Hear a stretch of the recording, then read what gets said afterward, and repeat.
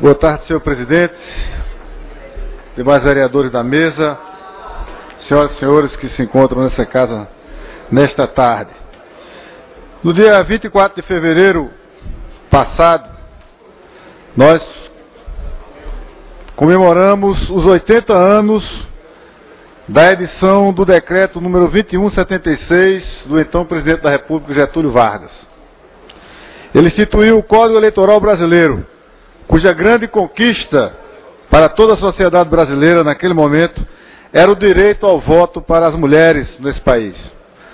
Apesar de ainda tratar diferente homens e mulheres, pois não havia obrigatoriedade do voto feminino. Apenas em 1946 o voto feminino passou a ser obrigatório também para as mulheres. No Brasil, a luta até a concretização da legalização plena do voto feminino foi longa e com muitos enfrentamentos às elites dominantes. Ainda no Império, no ano de 1830, o jornal Nova Luz Brasileira, um dos principais jornais da facção de oposição ao Império, denomina Liberais Exaltados, publicou um conjunto de conceitos políticos, entre os quais uma inovadora concepção de cidadãos, em que eram reconhecidos os direitos políticos da mulher de votar e ser votada. Eram os liberais exaltados.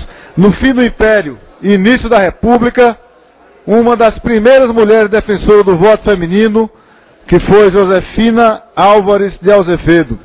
Ela fundou em 1888 o primeiro jornal feminino de repercussão, chamado A Família, com posições bastante avançadas.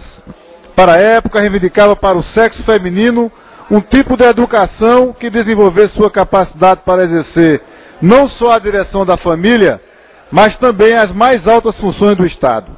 Após a proclamação da República, passa a defender o direito de voto para as mulheres. Defendia que sem esse direito, a igualdade prometida pelo voto, pelo novo regime político, não passava de uma utopia.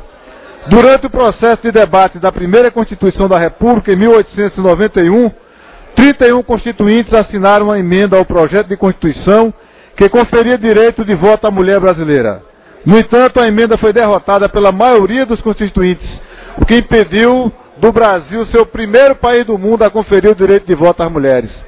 O que me faz lembrar uma frase de José Martí, um dos libertadores de Cuba, importantíssimo personagem da América Latina.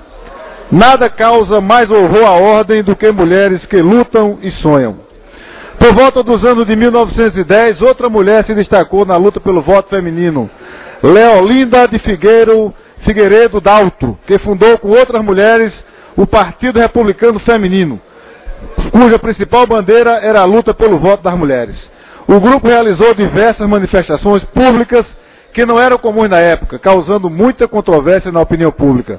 No ano de 1920 surgiram vários grupos intitulados Ligas para o Progresso Feminino, que foram o embrião da Federação pelo Progresso Feminino, fundada em 1922 por Berta Maria Júlia Lutz, que liderou o movimento decisivo para a conquista do sufrágio feminino. O Nordeste se destacou, como sempre nesse país, na luta pelo voto da mulher, quando em 1927, no Rio Grande do Norte, o candidato ao governo daquele estado, Juvenal Lamartine, incluiu em sua plataforma a luta pelo voto feminino e trabalhou pela aprovação da lei número 660, de 25 de outubro de 1927, que concedeu o direito de voto às mulheres. A aprovação daquela lei possibilitou a eleição da primeira mulher a ocupar um cargo eletivo, Alzira Soriano, eleita prefeita de Lages em 5 de abril de 1928. No entanto, o Senado... Só um minuto, professor, vou concluir. No entanto, o Senado não permitiu que ela concluísse o mandato, além de ter anulado todos os votos das mulheres que haviam se alistado no Estado. Em 1933, na primeira eleição após o Código de 1932, a médica paulista Carlota Pereira de Queiroz foi a primeira mulher a ser eleita deputada federal. Ela participou dos trabalhos da Assembleia Nacional Constituinte e em 1934 Carlota foi reeleita. E nessa legislatura tomou posse a segunda deputada brasileira, Berta Luz, após a morte de um deputado. Esses tópicos que eu estou lendo aqui, presidente, para concluir, elas são parte de uma luta muito importante, que meu mandato se incorpora na sua defesa, porque não basta apenas uma mulher ter conquistado o direito de voto. É preciso lutar pelos direitos das mulheres em sua plenitude. É preciso que a gente conquiste cada vez mais uma sociedade igualitária e faça como o meu partido, o partido de Vossa Excelência, que no seu último congresso aprovou que suas direções nacionais terão dirigentes paritariamente escolhidos, sendo metade homem e metade mulheres. Isso é uma conquista que, mais uma vez, o nosso partido vai dar uma lição à sociedade brasileira, para que, inclusive, nas chapas proporcionais, na luta política em geral, haja mais espaço para as mulheres nesse país.